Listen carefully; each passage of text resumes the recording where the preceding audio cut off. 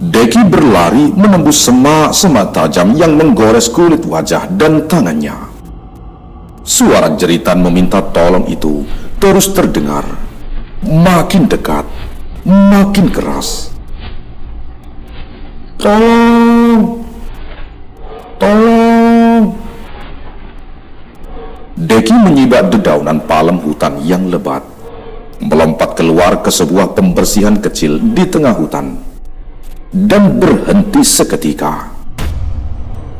Suara jeritan itu mendadak terhenti total. Di depan Deki tidak ada siapa-siapa. Tidak ada orang berdarah-darah. Tidak ada pemburu yang terjepit pohon. Tidak ada manusia sama sekali.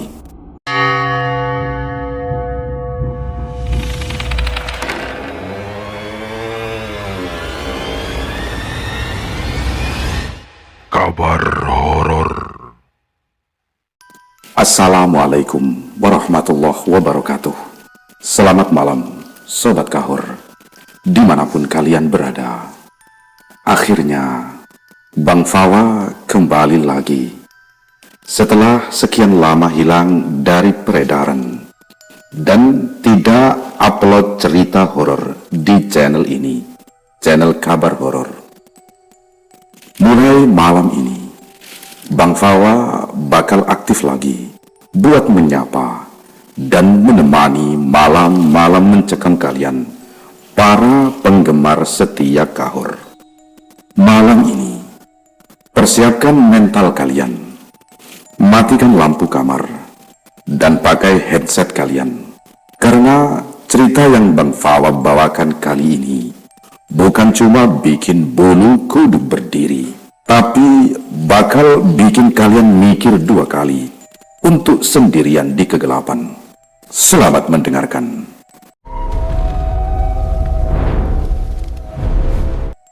Hujan gerimis membungkus kawasan Tanjung sejak fajar belum sepenuhnya pecah. Di tengah hembusan angin dingin yang menusuk tulang, 5 pria dengan 3 sepeda motor meraung menembus kegelapan. Di antara mereka adalah orang bernama Deki, seorang pria yang baru beberapa bulan menetap di Sambas setelah bertahun-tahun merantau di Pontianak. Bersamanya ada Subandri, sahabat yang memboncengnya, serta 3 kawan lainnya, M. Albar, Hasan, dan Sadri. Tujuan awal mereka adalah Sanggau Ladu, sebuah kawasan perairan yang sudah menjadi langganan tempat mereka melempar kail. Namun, takdir mengubah haluan di sebuah stasiun pengisian bahan bakar di Tanjung. Sembari menunggu selang bensin menguncur, Subandri menghembuskan asap rokoknya ke udara malam yang lembab. Ia menatap Deki dengan mata yang berbinar penuh hasrat petualangan. Kita nih dah lama tak mancing ke Sungai Bening, kata Subandri dengan logat khasnya. Kalau ke Sanggau Ledo tuh dah kerap sangat. Kali ini cobalah kita masuk agak dalam ke Sungai Bening. Banyak ikan baung besar di sana, kata Subandri. Deki yang belum begitu mengenal seluk-beluk belantara kota Sambas, Kalimantan, hanya mengangguk setuju. Aku ikut aja, Su. Mana yang bagus menurut kau? Kau yang lebih paham jalan. M. Albar dan Hasan yang mendengar percakapan itu pun menyepakati. Mereka tidak pernah membayangkan bahwa keputusan singkat di pelataran SPBU itu adalah awal dari penderitaan panjang yang akan menguji batas antara hidup dan mati. Perjalanan berlanjut menembus jalanan berkerikil tajam. Debu dan tanah basah menyiprat ke segala arah. Di depan mereka, membentang sebuah tanjakan terjal yang sangat terkenal di kalangan warga lokal. Munggu Mayan. Sebuah tanjakan bukit yang tinggi, curam, dan dipenuhi bebatuan lepas yang licin. Sepeda motor yang dikendarai M. Albar dan Hasan, kendaraan tua yang mesinnya sudah sering batu-batu, mulai mengerang kehabisan tenaga. Roda belakang mereka terselip kerikil, membuat motor meraung-raung tanpa bisa merayap naik. "Tak mampulah motor nih, Albar!" teriak Hasan dari belakang sambil menahan beban motor agar tidak meluncur mundur. "Tanjakan Munggu Mayan nih keras sangat. Bisa jebol mesin kalau dipaksa," kata si Hasan. M. Albar mematikan mesinnya, menyapu keringat di dahi. "Iyalah, kita putar balik aja ya. Kita mancing ke Sungai Sangguledo sesuai rencana awal saja. Kau gimana, Deki? Subandri?" kata M. Albar. Subandri yang menunggangi motor lebih prima menatap ke puncak tanjakan. "Kalian baliklah ke Sangguledo. Aku sama Deki lanjut ke Sungai Bening. Nanti kita ketemu lagi pas pulang," kata Subandri. Maka rombongan itu pun terpisah. M. Albar, Hasan, dan Sadri memutar arah kembali ke jalan utama Sangguledo. Sementara Deki dan Subandri menerobos tanjakan Munggu Mayan, melaju makin jauh ke dalam dada belantara Kalimantan Barat. Sekitar pukul 5 pagi, kegelapan mulai memudar menjadi abu-abu remang. Deki dan Subandri tiba di tepi hutan yang berbatasan dengan parit-parit alam. Warga lokal menyebutnya Timbo. Pohon-pohon raksasa berdiri menjulang, saling mengunci tajuk, hingga sinar matahari pagi tak mampu menyentuh tanah basah di bawahnya. "Kita coba di parit nih dulu, Ki ya," kata Subandri sambil merakit joran pancingnya. Di parit-parit kecil itu, airnya hitam tenang, namun kaya akan kehidupan. Deki melempar umpannya. Dalam waktu singkat, mata kailnya disambar ikan sepat, batok, dan gabus. Namun, Subandri tampak tidak puas. "Kecil-kecil ikan di Timbo nih. Gumam Subandri. Ia pun bersiul keras. Sebuah siulan panjang yang memecah kesunyian hutan.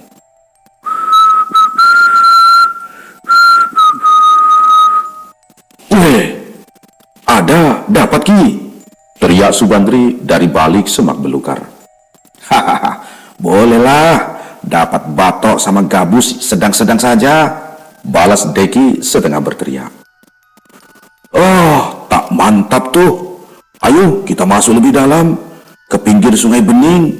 Kita cari ikan baung yang besar. Aku ada bawa umpan khususnya," ajak Subandri. Tanpa rasa curiga, Deki mengemas peralatannya. Mereka berjalan kaki menembus rimbunnya vegetasi hutan tropis, menyibak semak belukar, dan menginjak rantuk-ranting lapu. Suara aliran air deras mulai terdengar, menandakan keberadaan Sungai Bening. Sungai itu lebar, dengan air kental coklat kemasan yang mengalir deras. Subandri memilih posisi di bagian atas sungai, dekat lekukan air yang tenang. Sementara Deki berjalan beberapa puluh meter ke hilir, tepat di dekat anak air terjun kecil, di mana air tercurah deras menghantam bebatuan. Baru saja Deki melempar umpannya ke pusaran air, langit di atas belantara tiba-tiba menggelap seketika. Awan hitam pekat bergulung cepat, dan tanpa peringatan, hujan deras seolah ditumpahkan dari langit. Air hujan menghantam dedaunan dengan suara gemuruh yang memekakkan telinga. Deki berteduh di bawah pohon rindang. Tubuhnya menggigil hebat. Dalam gempuran hujan badai itu, Deki sempat menoleh ke arah Subandri. Dari kejauhan, sosok Subandri masih terlihat samar-samar di antara tirai air hujan, berdiri diam memegang jorannya. Deki memutuskan untuk membuka bekal makan siangnya. Dengan tangan gemetar menahan dingin, ia menghabiskan nasi bungkus yang dibawanya. Namun, begitu suapan terakhir selesai dan hujan mulai mereda menjadi gerimis tipis, Deki menoleh kembali ke tempat Subandri berada. Tempat itu kosong. Tidak ada Subandri. Tidak ada tas, joran, ataupun jejak kaki yang ditinggalkan. Subandri! Teriak Deki. Suaranya diredam oleh gemuruh arus sungai. Deki berasumsi Subandri telah berpindah tempat untuk mencari celah pancing yang lebih baik.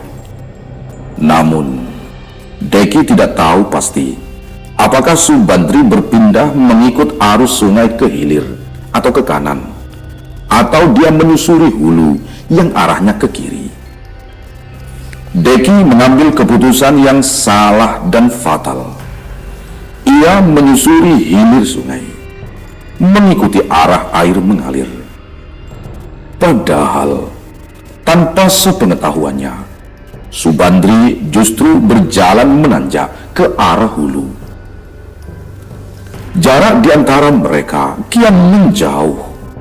Setiap langkah yang diambil Deki tidak membawanya mendekati sahabatnya, melainkan makin menyimpang jauh ke dalam zona liar yang tak tersentuh pemukiman manusia.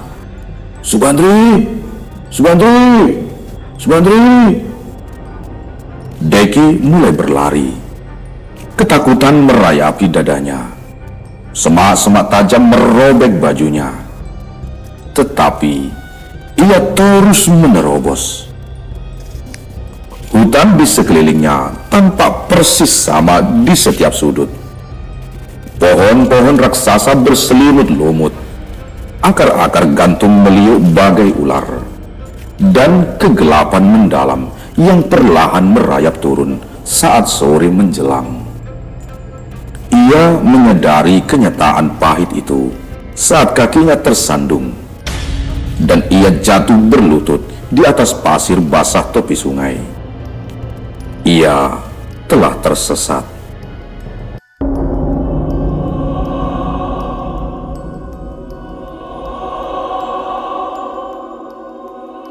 Malam pertama di dalam belantara datang dengan kecepatan yang mengerikan. Dan dalam hitungan menit, dunia Deki berubah menjadi gulita yang pekat.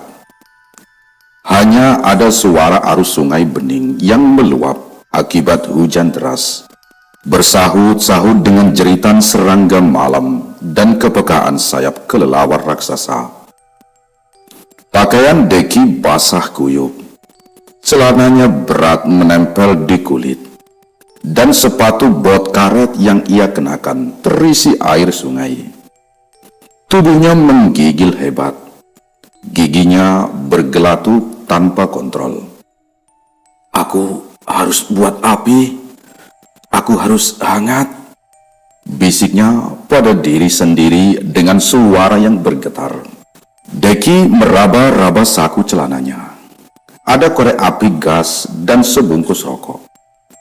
Namun, rokoknya sudah hancur menjadi bubur tembakau yang basah. Korek apinya masih memercikkan bunga api, tetapi batu pemantiknya sangat lembab. Deki mencari ranting kering di sekitar tepi sungai. Namun, hujan deras tadi sore telah membasahi seluruh permukaan bumi hutan. Tidak ada selembar daun pun yang kering. Dalam keputusasaan yang memuncak, Deki melepas sepatu bot karetnya, menggunakan parang tajam yang terikat di pinggangnya. Satu-satunya senjata dan alat bertahan hidup yang ia miliki. Deki memotong bagian atas sepatu bot karetnya dan mencacah sol karet tebal tersebut menjadi kepingan kecil. Ia juga memotong kantong plastik bekas pembungkus umpan. Ia menumpuk potongan karet bot dan plastik itu di atas batu datar. Dengan perlahan dan penuh kehati-hatian, ia memercikkan korek api. Bahan sintetis itu membara. Api kecil berwarna biru kehijauan menyala, memancarkan bau sangit karet terbakar dan sedikit rasa hangat. Deki mendekatkan kedua telapak tangannya yang pucat ke arah kobaran api tersebut. Namun, kehangatan itu hanya bertahan singkat. Dalam waktu 15 menit, lelehan karet itu habis dilalap api dan padam total. Korek api gas di tangannya akhirnya rusak. Batu pemantiknya terlepas dan hilang di kegelapan pasir. Kini, tidak ada lagi cahaya. Tidak ada lagi api. Deki duduk meringkuk di atas hamparan pasir dingin di tepi sungai, memeluk kedua lututnya. Baju basahnya ia lepas dan ia ikatkan kencang-kencang di sekeliling kakinya untuk menahan rasa ngilu akibat dingin yang menusuk hingga ke tulang. Air mata Deki menetes tanpa bisa ditahan.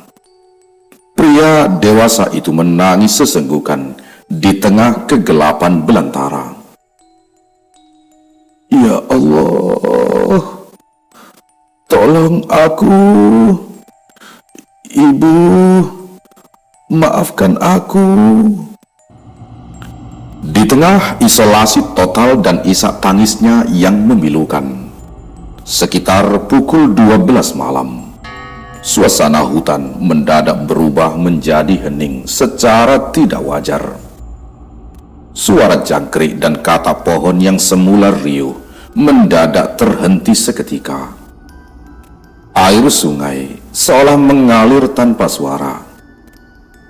Lalu, dari kejauhan, dari kedalaman rimba yang tak terjangkau akal sehat, terdengar sebuah suara.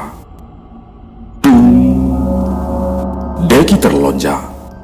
Jantungnya berdegup begitu kencang hingga terasa mau melompat keluar dari dadanya. Itu adalah suara pukulan gong. Suara logam berat yang bergema panjang, mengalun magis dan penuh mistik menembus pepohonan. Pukulan kedua terdengar lebih dekat. Suara itu bergerak.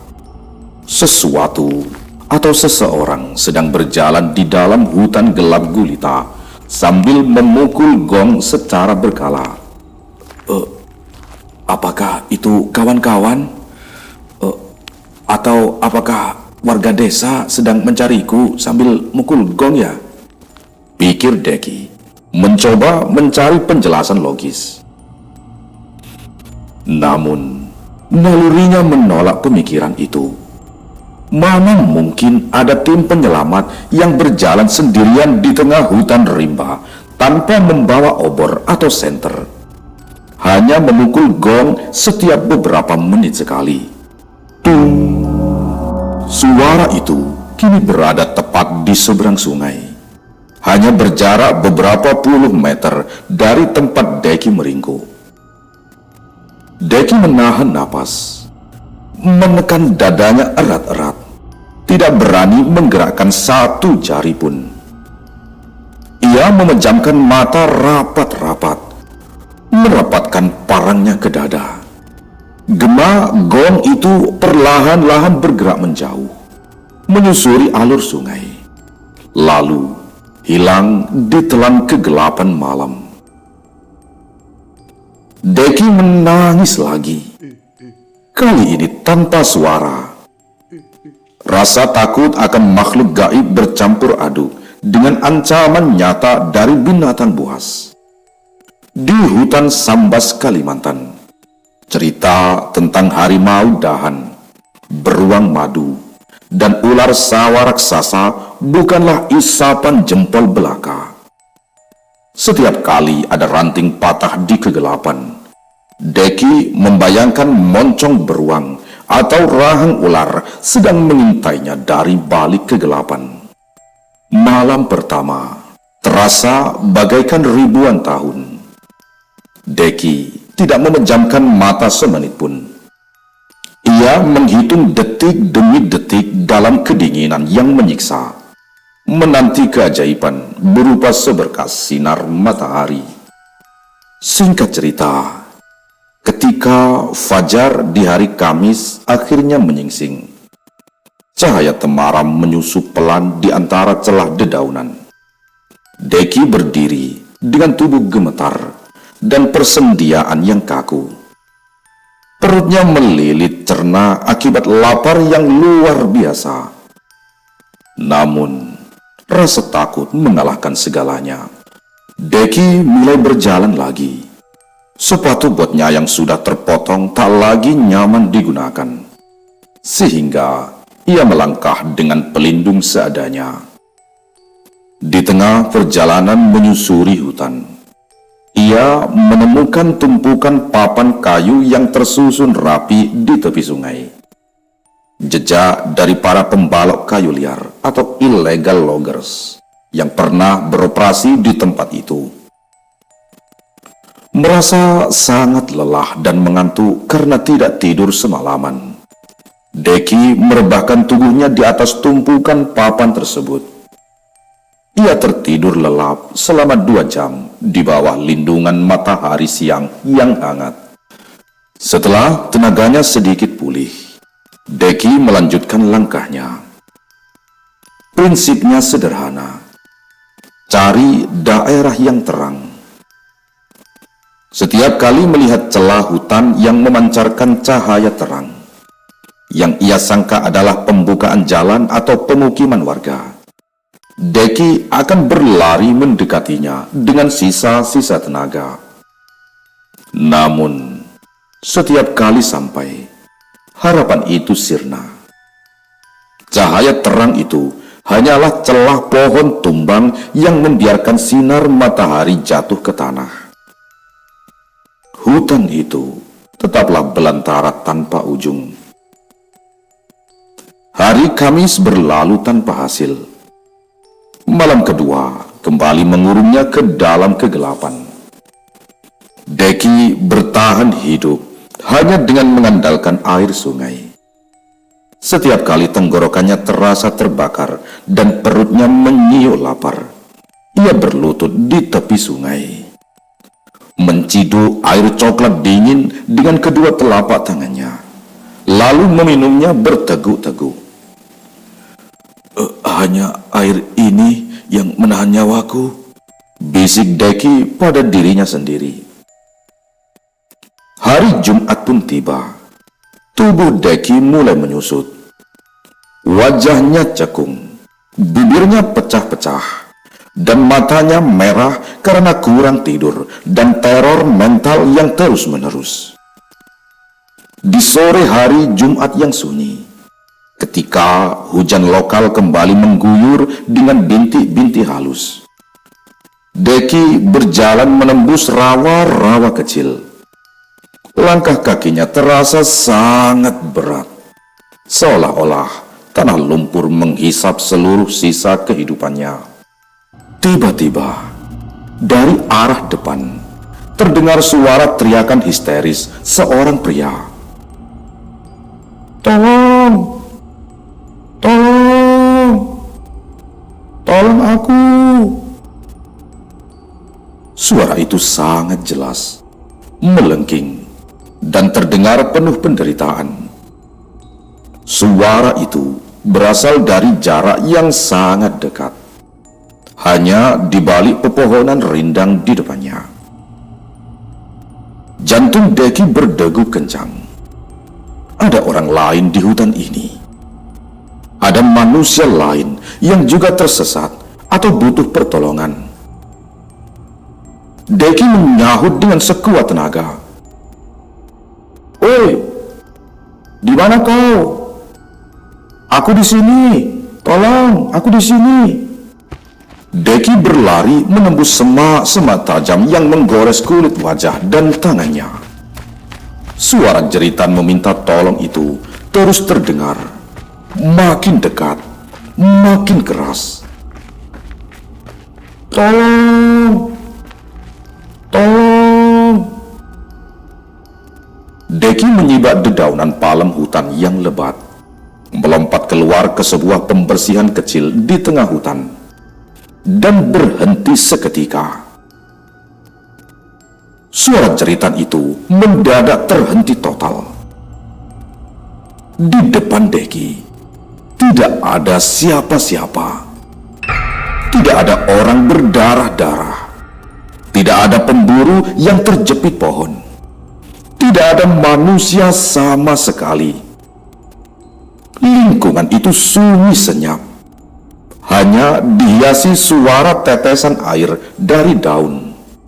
Namun, di tengah pembersihan tanah lembab itu, berdiri sosok seorang pria. Pria itu berdiri tegap, mengenakan pakaian yang anehnya sangat bersih. Pakaian kain putih bersahaja yang tidak ternoda sedikit pun oleh lumpur hutan. Rambutnya tertata rapi, dan postur tubuhnya sangat tenang. Deki terperanjat, mundur satu langkah. Pria itu perlahan-lahan memutar tubuhnya dan menatap lurus ke arah Deki.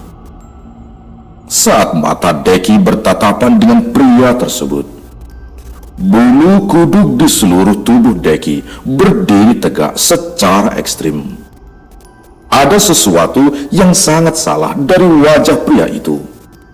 Di bawah hidung pria tersebut, di tempat di mana harusnya ada piltrum atau lekuk garis vertikal yang menghubungkan hidung dengan bibir atas, kulitnya benar-benar polos dan datar.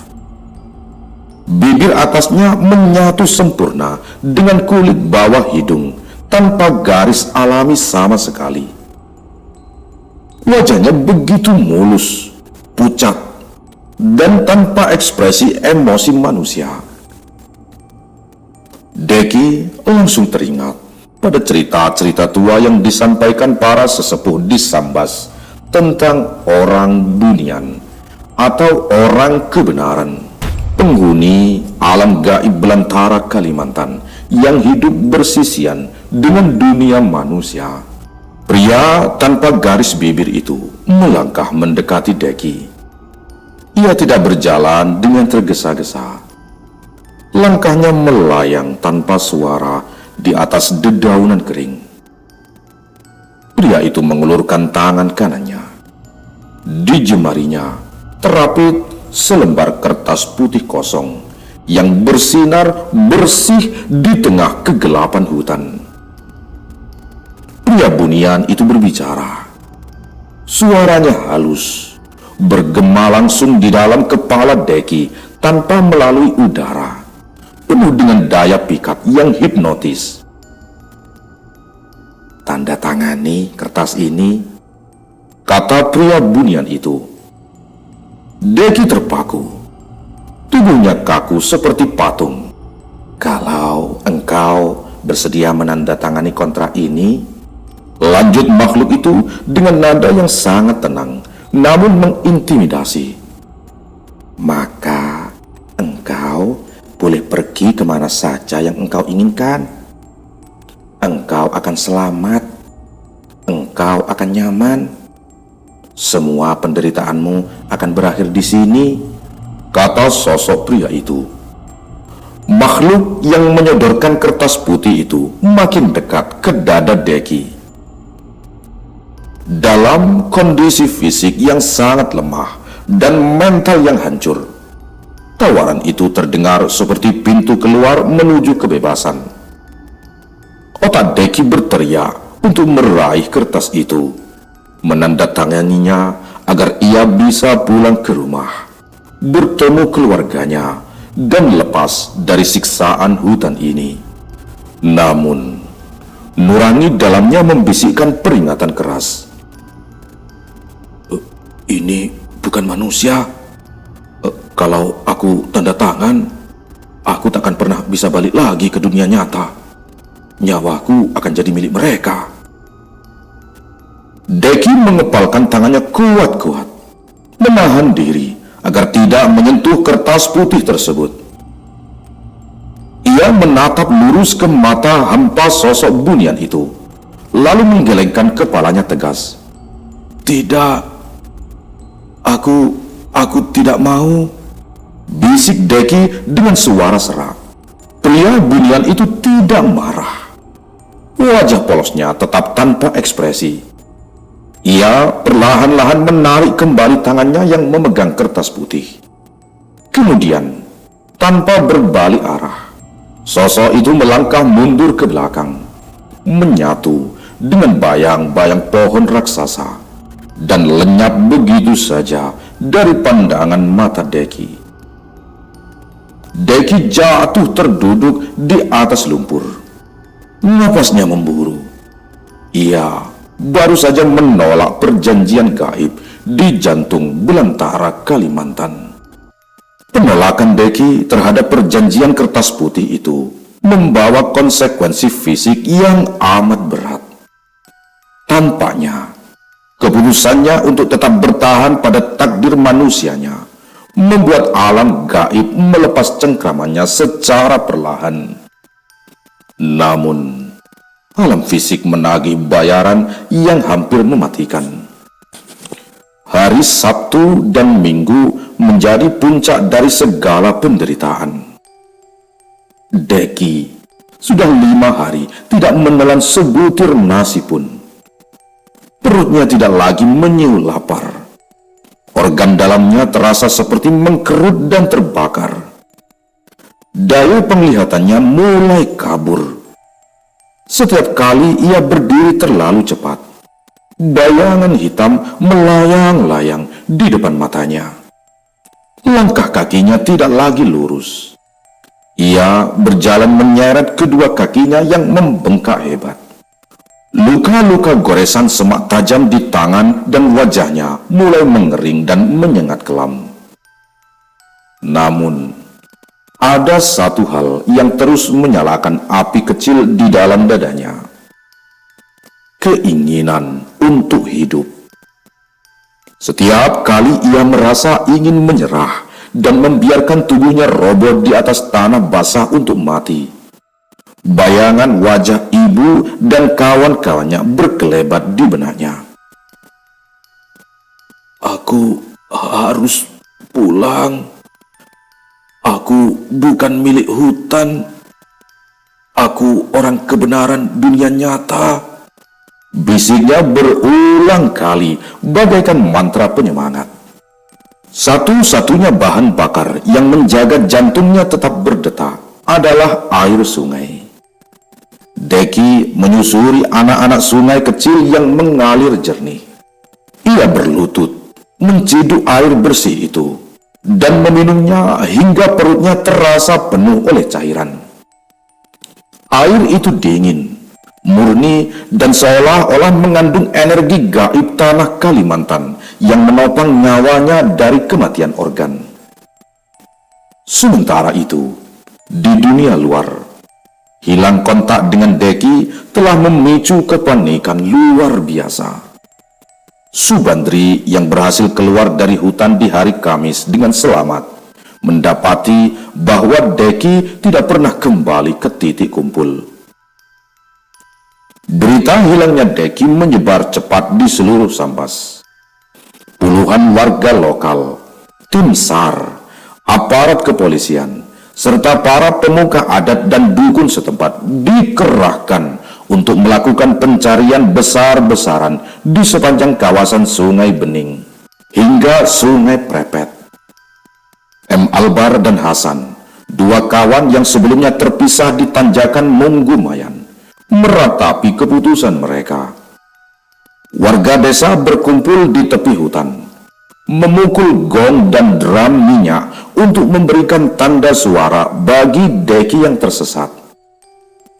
Ironisnya, suara gong yang dipukul tim pencari warga di siang hari tidak pernah sampai ke telinga Deki. Sementara gong misterius di malam pertama begitu nyata terdengar. Singkat cerita, di dalam hutan, pada hari Minggu sore, Deki sudah mencapai batas mutlak daya fisiknya. Kesadarannya mulai melayang-layang antara alam nyata dan mimpi. Ia menyusuri alur sungai yang kian melebar. Tanpa ia sadari, alur sungai bening itu telah membawanya keluar dari zona belantara dalam menuju daerah yang bernama Prepet, sebuah kawasan di mana alur sungai membentuk huruf U besar dan kembali mendekati tepi jalan raya lintas kabupaten. Matahari Minggu mulai merambat turun di ufuk barat. Deki berjalan dengan kepala tertunduk, memegang parangnya sebagai tongkat penopang tubuh. Tiba-tiba, telinganya merangkap sebuah suara yang sangat asing setelah 5 hari berada dalam kesunyian rimba.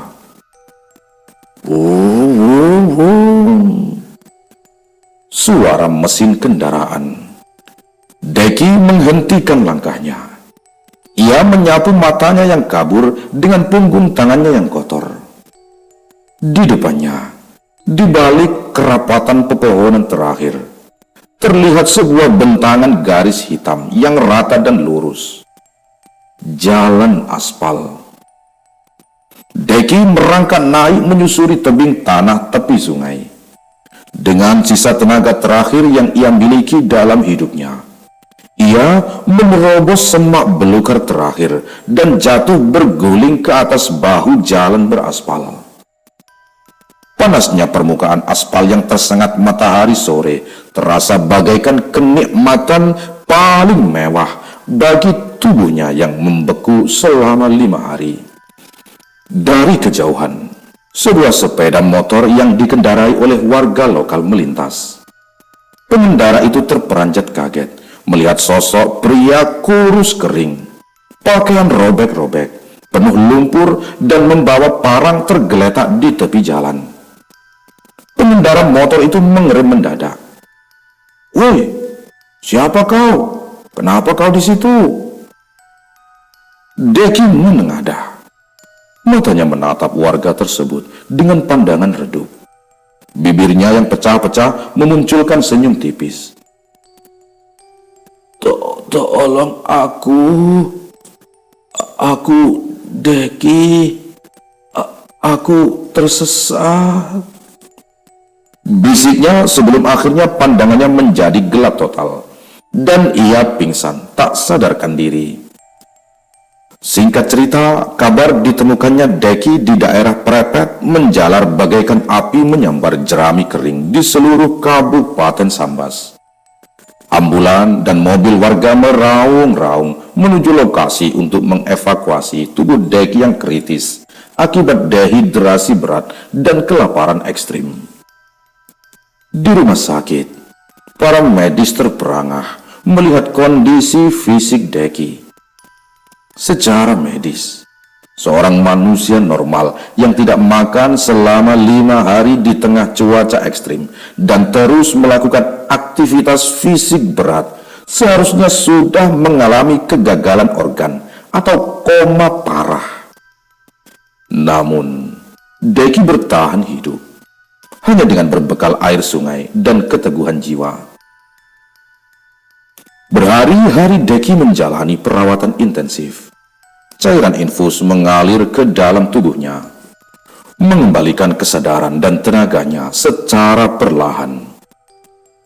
Ketika matanya pertama kali terbuka sempurna di ruang perawatan, wajah-wajah yang sangat ia kenal sedang mengelilinginya.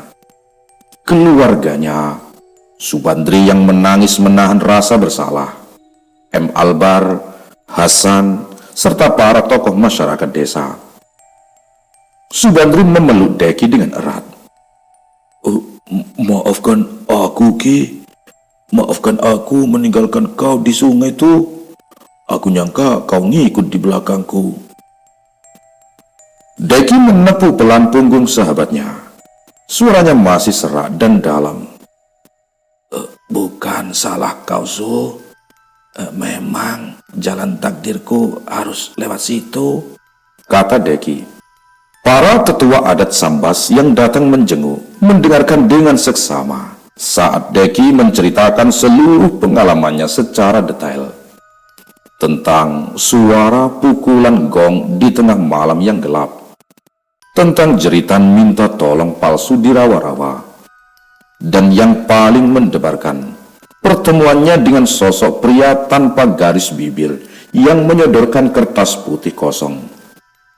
Seorang tetua adat bersampingkan kain kuning mengangguk-angguk penuh pemahaman.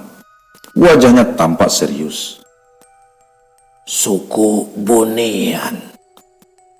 Di Sambas nih, orang-orang tua dari zaman dulu sebut mereka orang kebenaran, gumam tetua adat itu. Orang kebenaran? Tanya Deki heran. Iya, mereka tuh alamnya bersisian dengan kita. Mereka dinamakan orang kebenaran karena kehidupan mereka lurus. Mereka tak punya kepalsuan. Dan mereka punya kerajaan yang sangat besar di dalam hutan belantara Kalimantan nih. Ya, mirip kisah kota gaib Saranjana di Kalimantan Selatan atau Paloh di utara Sambas, jawab tetua adat. Tetua itu menatap Deki dengan pandangan penuh hormat. Beruntung sangat kau tak menandatangani kertas putih itu, Deki. Kertas putih itu adalah surat perjanjian jiwamu. Jika kau tanda tangan, tubuh kasarmu akan mati di hutan, dan jiwamu akan tinggal selamanya di alam orang kebenaran. Takkan pernah bisa balik lagi ke dunia nyata. Kau diuji, dan kau memilih balik kampung ke keluarga kau, kata tetua adat. Kisah bertahan hidup Deki yang fenomenal itu tidak hanya menjadi perbincangan di kedai-kedai kopi Sambas, tetapi juga menjadi urban legend yang tersohor di seluruh Kalimantan Barat. Keberanian, ketenangan, dan keteguhan imannya di tengah teror fisik dan mistis menginspirasi banyak orang. Tahun-tahun berlalu setelah peristiwa berdarah dan penuh teror di Sungai Bening tersebut, Deki tidak lagi menjadi perantau yang asing. Ia menetap sepenuhnya di tanah Sambas, mendedikasikan hidupnya untuk mengabdi kepada masyarakat. Atas kepercayaan, kehormatan, dan kepemimpinan yang ia tunjukkan, warga desa setempat akhirnya memilih Deki menjadi kepala dusun. Pria yang pernah hilang dan tersesat selama 5 hari di alam gaib belantara Kalimantan itu kini berdiri tegak sebagai pemimpin masyarakatnya. Suatu sore di balai dusun, saat warga berkumpul dan anak-anak muda bertanya tentang kebenaran kisah mistis masa lalunya, Deki hanya tersenyum tipis. Ia mengelus-elus bekas luka kecil di tangannya, jejak kenangan dari belantara Sungai Bening. Cerita tentang Deki, sang kepala dusun yang berhasil lolos dari cengkraman kerajaan Bunian, tetap bergema di sepanjang aliran Sungai Bening, menjadi pengingat abadi bahwa di dalam kerapatan rimba Kalimantan, misteri lama selalu mengintai mereka yang melangkah tanpa kewaspadaan. Demikian cerita ini. Apabila Sobat Kahor mempunyai cerita yang mau Bang Fawa sampaikan, silakan kirim ke email Bang Fawa. Nanti kalau jodoh Bang Fawa akan ceritakan. Sampai di sini dulu. Wassalamualaikum warahmatullahi wabarakatuh.